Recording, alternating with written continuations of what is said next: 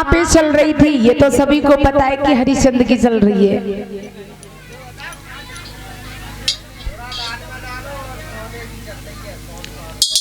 अच्छा, तो महाराज कहीं बाउंस भी मत हो जाना, क्योंकि हमारी आदत है पूछने वाली।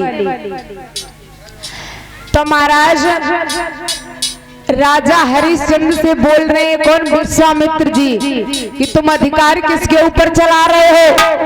तुम्हारा कोई अधिकार है? अब संकल्प में अपनी राज्य हमें दे दी, क्यों? क्योंकि महाराज जब चाबी होती है ना, तो महाराज उसी चाबी से पूरा घर बंधा होता है ना।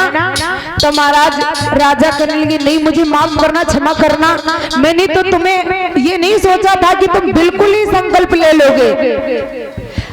महाराज समझा करके कहा, संकल्प वाली बात नहीं है, बात यह है कि तुम हमारे नौकरों के ऊपर अपना अधिकार जमा रहे हो। अब तुम्हारा कोई अधिकार नहीं है, ये नौकर चाकर धन दौलत सब हमारी है।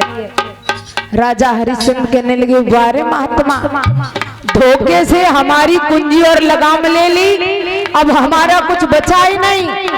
विश्वामित्र जी कहने लगे, ऐसा करो, अब तुम बाचा हार जाओ कि हम तुम्हें दान नहीं दे पाएंगे।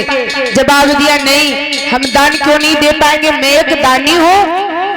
तो महाराज समझा करके कहा, अगर तुम हमें दान देना चाहते हो तो दान हमें वो दो जो तुम्हारे राज्य से बाहर हो। अब महाराज राजा हरिश्चंद्र बड़ी चिंता में पड़ गए कि राज्य से बाहर हम दान कहाँ से लेकर के आएंगे। तो महाराज समझा करके कहा, जो तुमने खुद कमाया हो वो मुझे चाहिए, अपनी राज्य से बाहर ला करके दो, ये दान मुझे नहीं चाहिए। तो महाराज राजा हरिश्चंद्र रोने लगे और कहने लगे, क्षमा करना, मैं तुम्हें दान कहाँ से दूंगा, और भला तुम तो एक संत ऋषि हो, तुम राज्य को चलाना क्या जानो। महाराज समझा करके विश्वामित्र जी कहने लगे, तू हमें उपदेश दे रहा है, अरे तुझसे क्या मतलब मैं चलाना जानू या ना जानू, ये राज्य अब हमारी है, तुम्हारा कोई अधिकार नहीं इसके ऊपर है। अगर दान नहीं देना चाहते तो सीधे कह दो नहीं देंगे। तो महाराज राजा हरिश्चंद्र कहते, नहीं नहीं ऋषिवर, मैं तुम्हें दान जरूर दूंगा। तो महाराज कहा, कब दोगे, जल्दी दो, समय हो रहा है।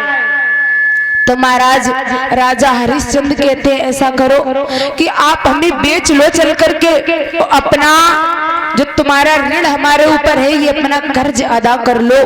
तो महाराज समझा करके कहा, अकेले तुम बिच करके और मेरा ऋण चुकाओगे, तुम अकेले नहीं चुका सकते हो। तो महाराज समझा करके कहा, हाँ ऋषिवर याद आ गई, मेरी पत्नी है और मेरा बच्चा भी है, आप हम तीनों को बेच लो चल करके, अपना ऋण अदा कर लो।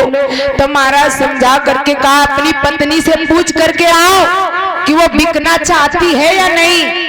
तो महाराज राजा हरिश्चंद्र कहते हैं, नहीं हमारी पत्नी पतिव्रता है, वो कभी हमारी आज्ञा का उल्लंघन नहीं करती, हमेशा पालन करती है।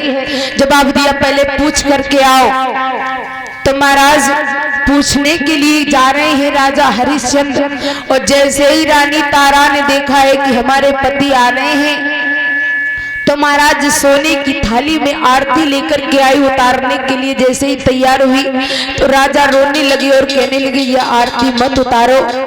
तो रानी कहने लगी, क्यों, क्या हुआ? जवाब दिया, ये राज्य और ये धन दौलत अब हमारी और तुम्हारी नहीं। क्यों, फिर किसकी है? जवाब दिया कि संत ने धोखे से ले ली है। अब ऐसा करो देवी, तुम हमारे साथ में बिक जाओ।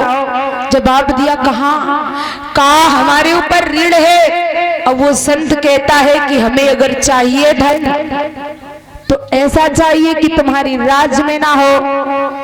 अब महाराज जैसे ही सुना तो कहने लगी, ठीक है स्वामी, अगर ऐसी बात है तो तुम हमें बेच दो चल करके।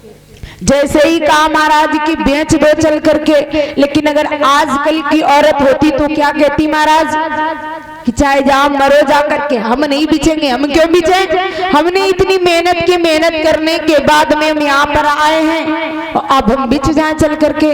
अभी मैं